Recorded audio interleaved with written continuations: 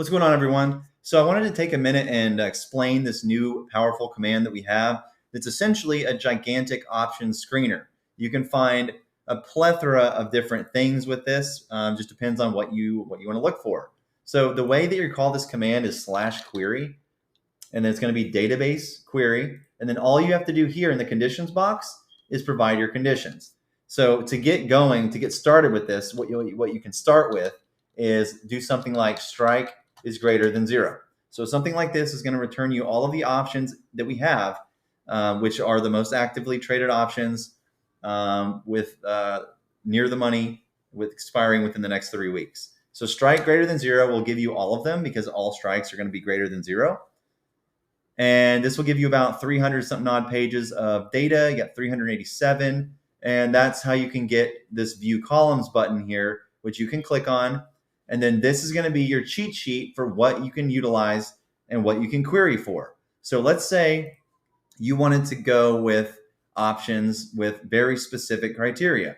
You can use RSI day, RSI week. We have technicals, underlying stock metrics, short interest, earnings data, news, institutions, analyst ratings, company-specific data. We have option-specific data, and we have Greeks. Now, with the Greeks here, this is pretty powerful because we have theta, theta decay rate, delta, delta theta ratio, gamma, gamma risk, vega, vega impact, vana, vama, charm, veda, speed, zama, color, and ultima, all of the second-order Greeks. We have all of these volatility metrics. And then we have another page of stuff as well, which is call-specific attributes, implied volatility ranks, correlation data, beta data, historical volatility, you name it. So you can get pretty crazy with this. So let's go ahead and do another example query. So anytime you do a query, let's say you wanted to get tickers with the RSI day less than or equal to 30. You simply just put RSI day less than or equal to 30. Hit enter, and you can see those 300 some odd pages got reduced significantly to 11 pages. So these are all the underlying tickers and their options that go with them that have an oversold RSI on the daily. Now you can build on this, okay? You can say RSI day is less than or equal to 30, and after every conditional that you measure, you have to put the word and after it if you want to make an additional one within the same query. So let's say RSI day is less than or equal to 30, and call vol is greater than, put vol, and call vol is greater than open interest. Now we just have 9 pages of stuff. We have Disney, Dell, Snap, Myrna, CELH, so on and so forth. But you can even add more than this. And we can do call theta is greater than put theta. Now we have even less. Now we have only 2 pages. So what I'm doing, you're narrowing it down, and you're able to find specific options criteria based on whatever you think a good query would be. Again, if you wanted to do something like the TD9, it works a little bit different than the RSI because you would have to say TD9 day equals buy, or you could put TD9 day equals sell. So for a TD9 day sell signal, we don't have anything there. Let me just make sure that I put the right column in. And again, to get the columns, you just go to view columns. And it looks like we don't have anything right now on the day for TD9. Let's try TD9 week. TD9 week, we have quite a bit of sell. We have LQD, ASTS, 9 more pages. So very nice. But you get the point. It's very simple. You have to know a little bit of SQL to do this, but you can use GPT to help you with this. If you have questions, I'm happy to help you with it. Very, very powerful stuff. So we can do something like this. We can say call vol is greater than put vol, and call vol is greater than 1,000, and delta is greater than 0.3, and let's do gamma is greater than 0.1. So on and so forth. If you wanted to filter it by ticker, simply by ticker, you could say query ticker equals, and then in single quotes, you put the ticker that you want. So let's just go with Microsoft. There you go. Then you get all the Microsoft stuff. So if you wanted to do a Microsoft specific query, you would do ticker equals Microsoft, and call vol is greater than put vol. Build on that too. Let's say and delta is greater than 0.6. Now we have much, much less to work with. And notice how I didn't specify whether it's going to be a call or a put, because when you automatically search by delta, if it's not negative, it's going to always be a call. So yeah, this is the query command. Again, to use it, simply just do /query. So you could say where ticker, I'm sorry, you don't need to put where. You just start using the column. So you just say ticker equals AMC. Ticker is AMC and delta is greater than 0.6.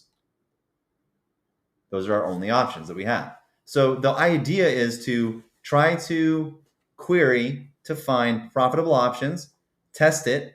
If it works, great, share your query. If it doesn't, mix it up a little bit, try something else.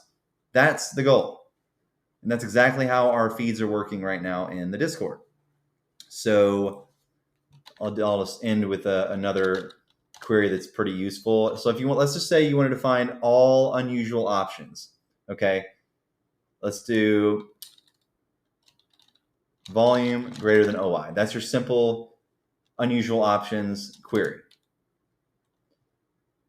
So we have 64 pages of unusual options. Now, let's say you wanted to find the unusual options in order from most volume to least. You do the same thing, except at the end, you would say order by volume descending.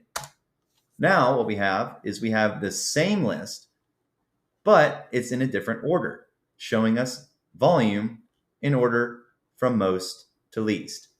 So the most volume is a 532 put expiring today, which had a bid and ask of 1.2 as of right now. That was the most volume for today.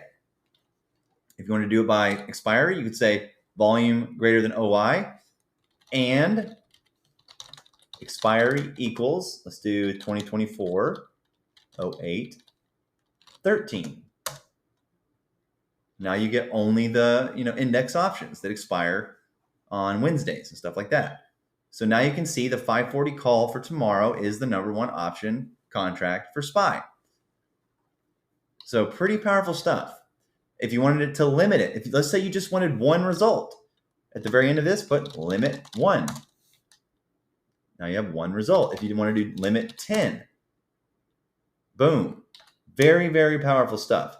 Let's do volume greater than OI and call vol greater than put vol, and let's just do gamma greater than 0.1 and delta greater than 0.4, and call theta is greater than put theta, meaning it's going to lose less money than the puts.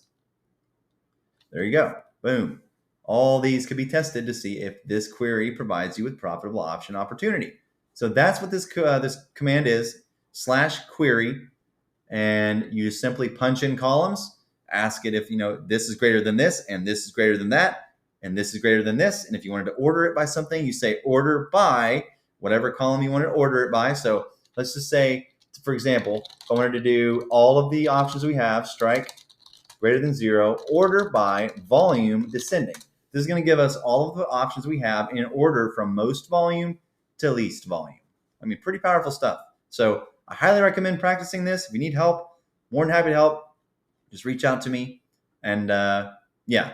Oh, and if you did not want something, so let's say you did not want to get returned the options today, you would say strike greater than 0 and expiry exclamation point equals 2024 08 12.